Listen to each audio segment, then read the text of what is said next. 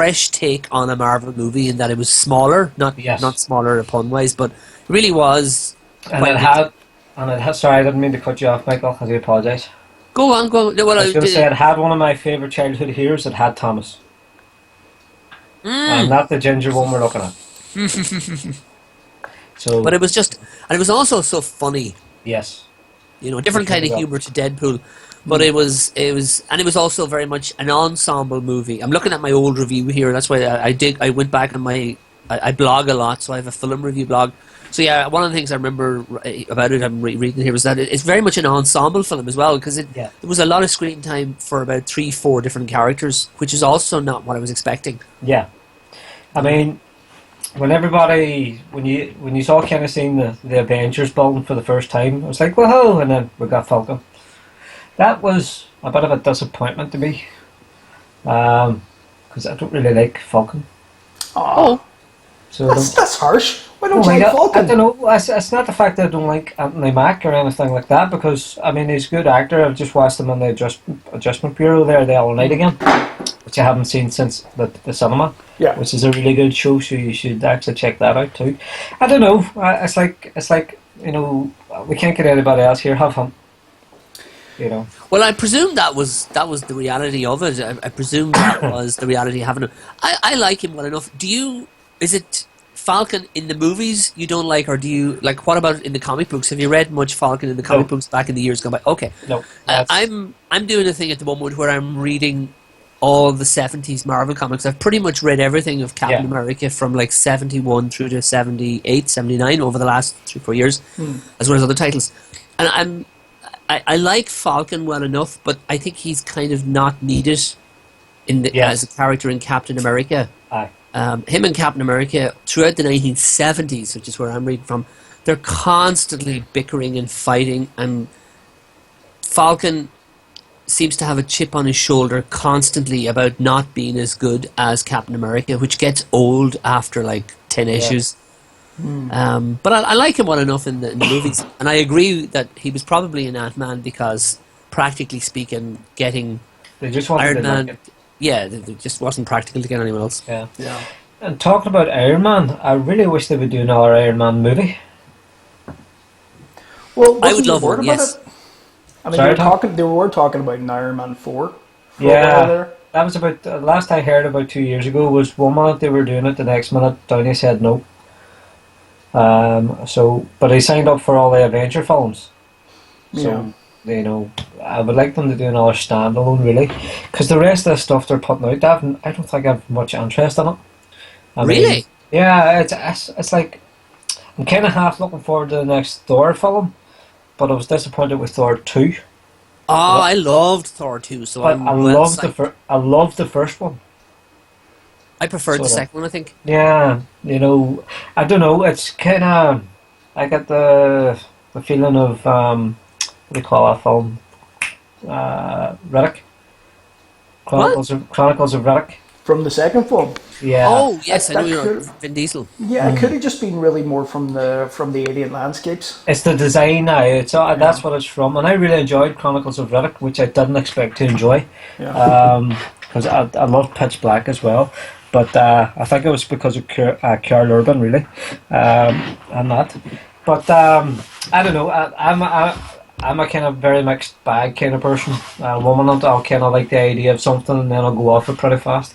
And things like that, you know. I think the original Thor film, I mean, I'll be honest, I quite like the character of Thor, but I don't think that either of the Thor films were really fantastic. But putting them in comparison to each other, I think the second one was definitely a lot better. First one coming out really more as a quirky, let's get introduced to a character that, in the scape of the Marvel films that we have at the moment, making him as plausible as possible. And the first film was good in that respect, but that's great. When you spend most of the film making the idea of it plausible, it doesn't exactly give you much of a film to work with then on top of that. So you didn't have a lot. It's the classic origin story. I mean, I agree that was true of Thor, but a lot of those superhero movies fall into that trap of having to establish the hero or the world of the hero. Yes. Yeah, exactly. I mean, even looking at the Batman v Superman film that's going to be coming out, I mean, they're going back to the Batman origin again as well. Yeah, I don't know why they keep feeling like they have to tread old ground on that. I'm getting more psyched about it by the day. At the start, it was kind of like, yeah, it looks good, but I don't really think it's going to be really well done. And the more people you see being involved in it, and then the trailers came out that made reveals, it was kind of like, oh no. And I can't stand your man as Lex Luthor. Really? Yeah, I Why? don't like him. I no. Jesse Eisenberg, no. I'm Wrong hoping that choice. what we've seen so far in the film, in the trailers, is just a very basic representation of the character.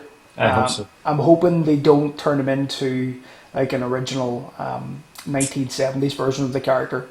And obviously they're supposed to be moving more towards the mad scientist idea in this, which is Yeah. great. He's not just like the Kevin Spacey version of it, where it's all about real estate.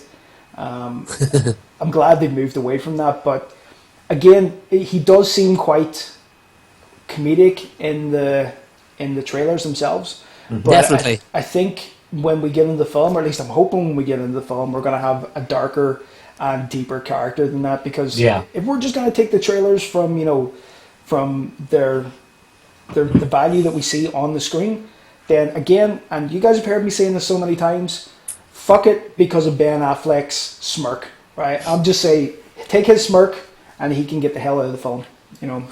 'Cause that's not Batman for me. Yeah, talking about his smirk, has anybody seen the Jimmy Kimmel sketch?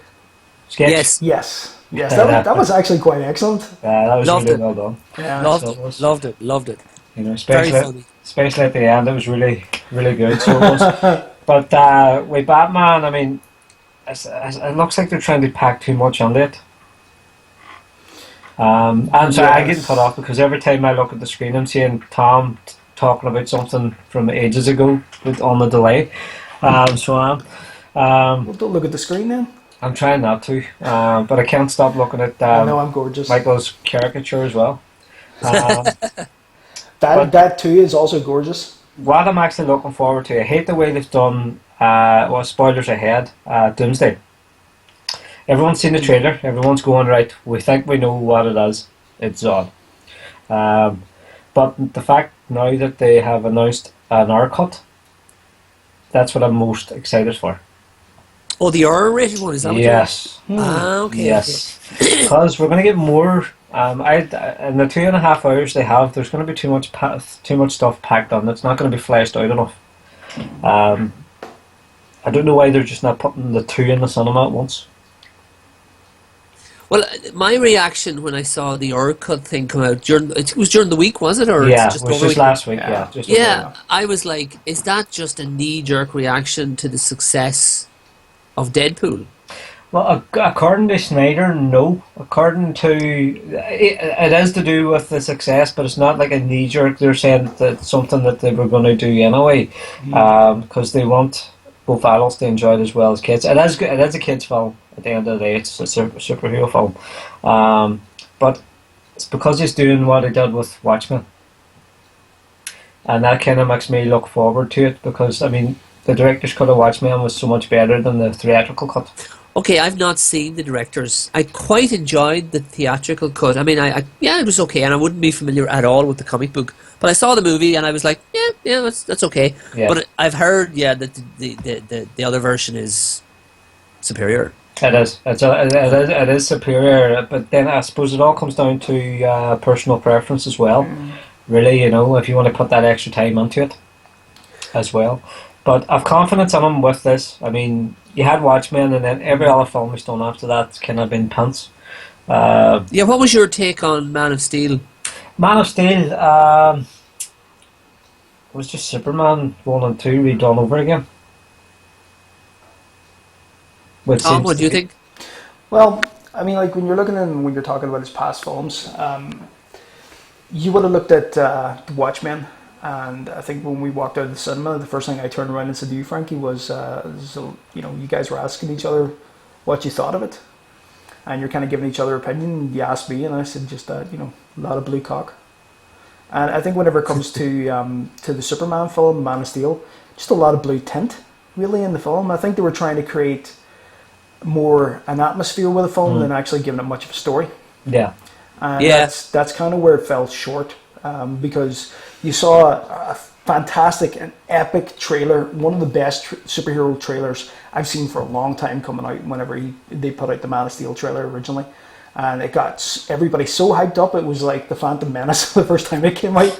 And again, unfortunately, we had the same reaction afterwards. You know, a lot of people going out going, it was great. And a lot of people coming out going, well, not quite as good as I would have expected it to be. Wow. Yeah, I was in that camp because I'm not a DC reader. I'm a Marvel reader. Although in total, I've probably read 20, 30 Superman comics. I read the John Byrne miniseries of the late 80s, and I read a good chunk, 20, 30 issues then of the regular series. I was able to get them really cheap from a place called Comic Warehouse back in the 90s. But I remember that, yeah. Yeah, it was great. Oh, I picked up so many great comics there. But I wasn't a huge Superman fan. My passion for Superman comes from TV shows. There was a brilliant TV series called Superboy, which was essentially Superman. I was waiting on you saying that, Michael. Yeah, I remember that. Love that show. I have it on DVD. A passionate, a great take on the character, and I loved shows like Lois and Clark. Didn't get into Smallville at all. Gave up after the pilot. But as somebody who's, that was my background. I saw the trailer and I was looking forward to that movie, and then because Man of Steel was kind of storyless or took too long to get to the story. Yeah. I came out, and again, I'm looking at my old review here, and I gave it 4 out of 10, which is kind of less than average for me. It's kind of, once you go below 5, 4, 6 or 5, I'm kind of, and I was more disappointed with it, and I was particularly unhappy, and this is the thing that everybody says, particularly unhappy with that third act and the amount of carnage and death and destruction that Superman didn't seem concerned about or didn't try to stop, or it just didn't make sense for me and my understanding of the Superman character that he would. Yeah, I mean, even if you look back to, I know obviously it wasn't anything really to do with the original Superman films in the 70s and in the 80s, but if you were to look back at the first time we saw General Zod in a film, and one of the first things that Superman did in that film, which is great for the character, was realize the potential for a lot of destruction, took the fight away from a populated area. First thing this guy does, just starts a beatdown. Big difference. Yeah. Now, you could say that that's because there's lack of experience, and that's fair enough, but I think they spent too much of the film trying to create the, I suppose, the emotional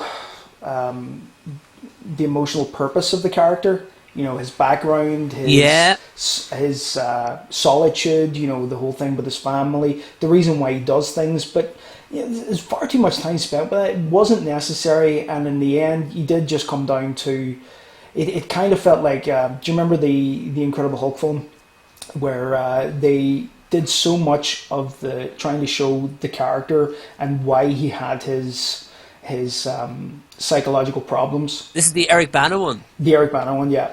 And it felt like it was rushed at the end where, oh look, we need to get a bad guy, throw him in and have a third act and lots of destruction and carnage. And it felt rushed. It felt like 2/3 of the film was too washed out, and the last was too compact. I'll be back in a wee second here, Gilad, okay? Yeah, cool. Sorry. Cool. Tom, I agree completely. Now, I love that first Hulk movie, but I am, even though that's because I love the character passionately, and I've read probably more Hulk than anything else, maybe except Spider-Man, but I'm well aware of its flaws, and that fight sequence, and that Hulk fights a cloud ending, which was kind of not good. Well, he did work up from dogs to a cloud, you got to give him that. Massive dogs. But taking on, I completely agree with your take on Man of Steel as well, because if you were to put it down to the characters, as you say, the character Superman attacked him straight away, and you could say, right, he's inexperienced. I would accept that, and I agree with you, if there was some indication in the script and in the direction from Snyder that was the intent. You could make that part of the narrative.